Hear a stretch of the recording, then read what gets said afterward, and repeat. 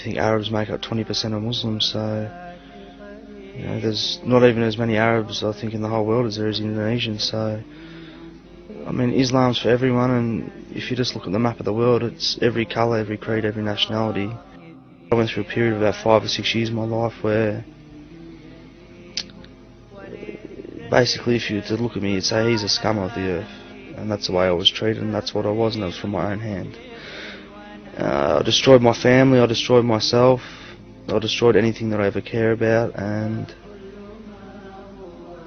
I kept on going down and down and further down in life until I was at the bottom of the barrel. I was pretty much the worst people, and certain things happened to me that I don't want to elaborate on too much further here, because as a Muslim's meant to conceal his sins, and I'm not too proud of how I used to be.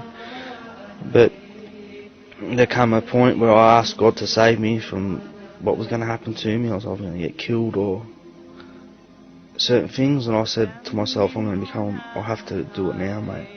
There's no turning back, Muhammad. You've come to this point in your life where Allah subhanahu wa ta'ala has God Almighty has shown you, I must admit I did have a lot of believed in a lot of the negative stereotypes about Islam, such as sort of the irrational, the terrorist, misogynist type attitude of Muslims. And when I found this was not the case, that it spurned more interest. And well, what else don't I know?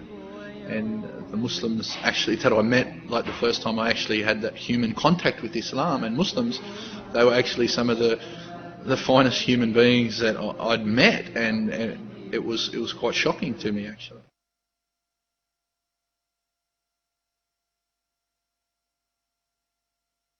I was listening to a ABC News Radio, and they said that a Queensland company had just marketed a special honey, a medicinal honey, because honey has a lot of antibacterial properties. Okay, 2 days before that, I'd been given my first Quran. All right, that afternoon, I thought to myself, "Oh, that's interesting about the honey, etc." That afternoon, I went home and I said, "Oh, let's have a look at this Quran." And I opened it up to Surah the B, and I apologise, I don't remember the verse, but the very thing I read when I got home was,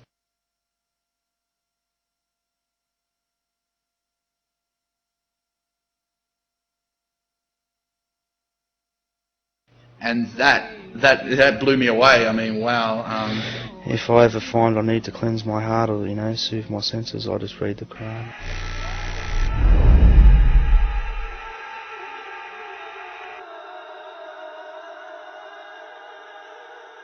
Before I came to Islam, what you see on the news and what you hear, it's the same thing that someone who's ignorant of the religion and doesn't really pick up a book and start reading about the religion would have. Like those same ideas, terrorists, Arabs and so forth, blah blah blah. So it wasn't too good of a view, but the fact that I knew some Muslims kind of balanced that out. There was a time when I was just doing some vacation employment at uni, and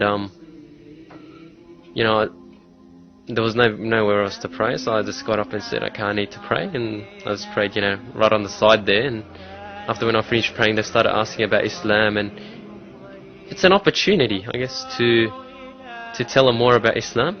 Initially, they'll be like, they don't know how to take it, like, because they don't want to say anything wrong, but it's just a matter of being steadfast and making yourself known as a Muslim, so people would ask you, because I think a lot of people are curious just exactly what Islam is, and if they find out you're a Muslim, then they'll tend to have, so far personally, my experience have all been positive, so they've all been like, just what is Islam, why do you pray, etc, etc.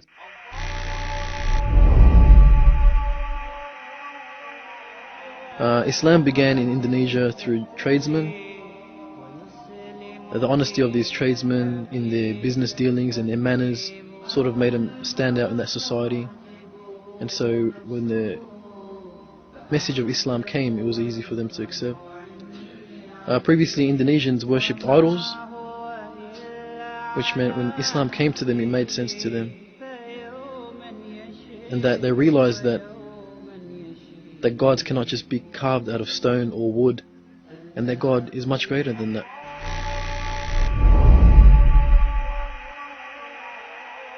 Islam is one, and that's what I really love about Islam. It doesn't matter what color you are, doesn't matter what religion you come from. It invites everybody in, and it's very different to what the Jewish people teach you as well. So that was another reason why I actually came here, because in like a sense, it sort of makes sense because it starts from Adam and it goes all the way to the last prophet, and that involves everyone. It involves all religions that believe in God.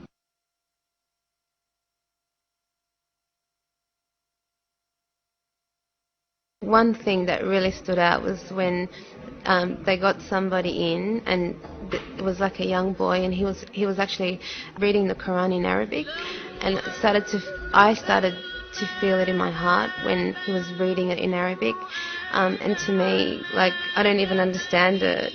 I was actually like wanting to cry. I was actually thinking to stop it, because I'm gonna cry in a second. So, like, that's when I knew, well, definitely I feel it in my heart if I can feel this, yeah.